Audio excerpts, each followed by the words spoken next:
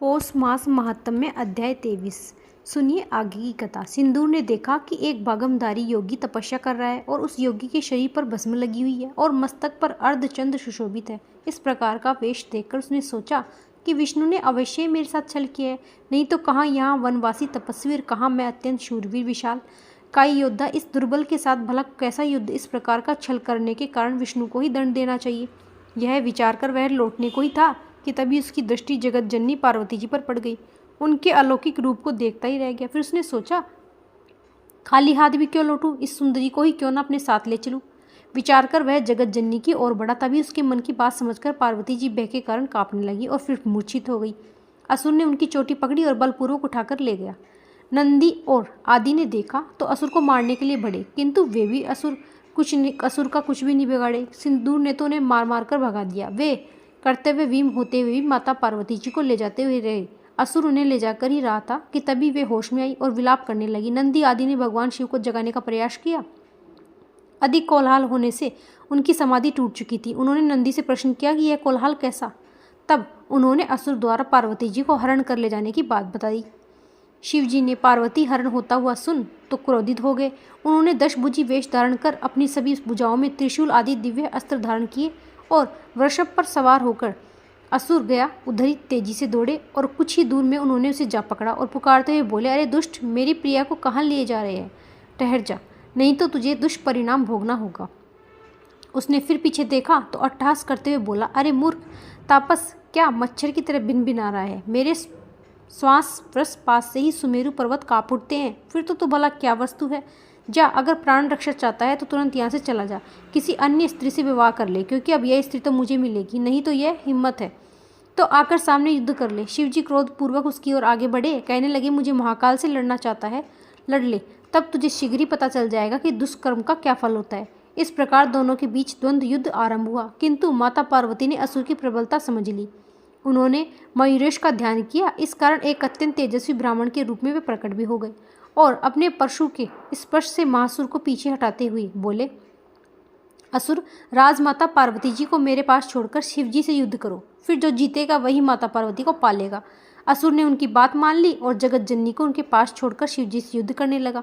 वह जब जब शिवजी को अपने भुजपाश में लेने का प्रयास करता तब तब मयूरेश अदृश्य रूप से अपने पशु को उसके वक्ष स्थल पर पशु प्रहार कर देते। इसलिए उस समय अत्यंत व्याकुल हो उठा, उन्हें पुष्पबाज में नहीं पाता था। इस प्रकार बहुत बार के पशु प्रहार से उसने असुर की शक्ति का अत्यंत क्षय कर दिया।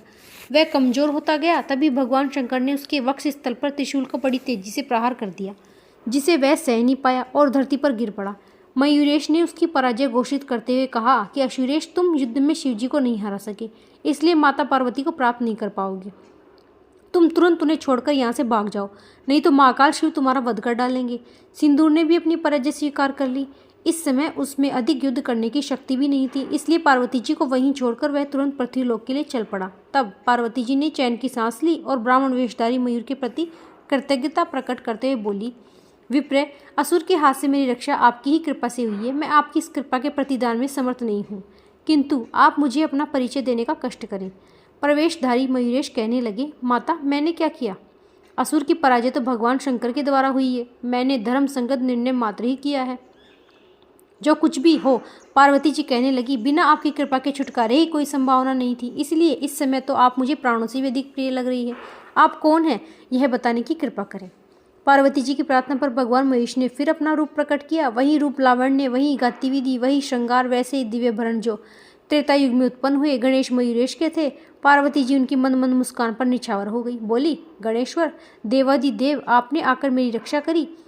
नरेश कहने लगे, माता, आश्चर्य मत करो कि मैं पुत्र रूप में सदैव आपके पास ही। त्रेता युग में स्वदागमन के सामने आपके पुनर्दर्शन की इच्छा प्रकट की और मैंने द्वापर में दर्शन देना स्वीकार कर लिया था, इसलिए मैं इसी सिंदूर असुर को मारने के लिए आपके पुत्र रूप में पुनः अवतार लूंगा। उस समय गजानन नाम से मेरी प्रसिद्धि होगी।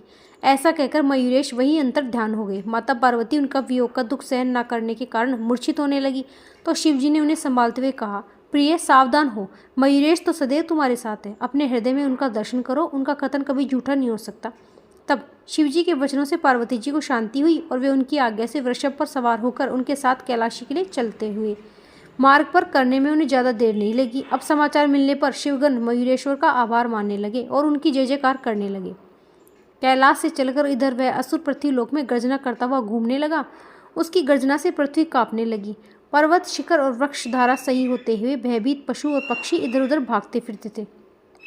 असुरी प्रकृति के मनुष्य ने भी सिंदूर का अत्यंत बलवान जानकर उनका सेवक होना स्वीकार कर लिया। इस प्रकार से मनुष्य को जमकर बढ़ने लगा। वे उसका आदर करते और आज्ञा पालन में सदैव तत्पर रहा करते। धीरे धीरे उसके अनुयायी साथियों, मित्रों की संख्या बढ़ती गई। अनेक प्रकार के शस्त्र एकत्र होने लगे। हाथी, घोड़े, रथ और पैदल सेनाएं एकत्र होने लगी। इस प्रकार उसकी शक्ति दिनों दिन बढ़ती जा रही थी। अब उसने दिग्विजय का निश्चय किया। आक्रमणों की श्रृंखला चल पड़ी।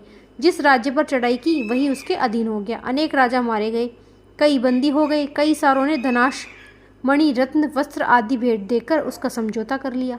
अनेक राजा छोड़कर वापस वनवासी तपस्वी हो गए। इस प्रकार वह असुर जिधर निकल जाता उधर ही रक्त की नदियां बहा देता। भीषण नरसंहार की उसकी प्रवृत्ति बन गई। उसका सामना करने की शक्ति किसी भी राजा में न रही।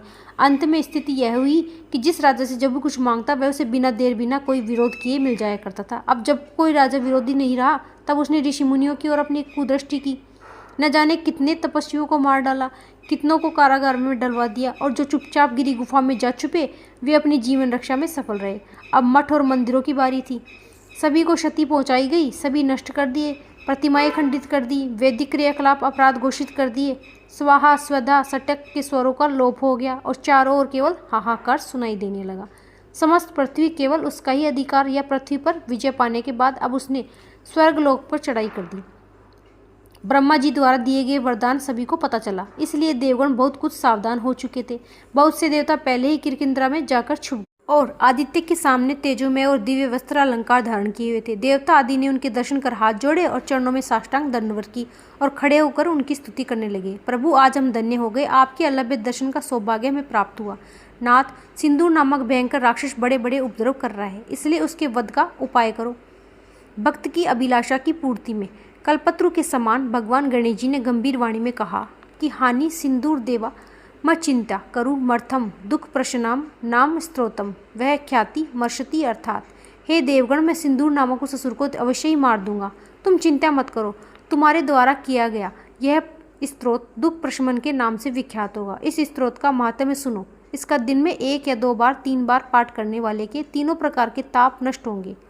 मैं भवशंकर के घर में गजानन नाम से अवतरित होऊंगा। भगवान गणेश्वर देवताओं को इस प्रकार का वरदान देकर अंतर्ध्यान हो गई। देवता और ऋषि मुनि आदि ने अत्यंत प्रसन्नता का अनुभव करते हुए उनका जय जयकार किया। फिर सभी अपने अपने स्थानों को प्रस्थान कर गए। वे मार्ग में भगवान के अद्वितीय स्वरूप का चिंतन करते हुए अत्यंत हर्षित हो रहे थे। इसके आगे का वृतांत आप अगले अध्याय में सुनेंगे। पौष मास कथा अध्याय 23 समाप्त। राधे राधे।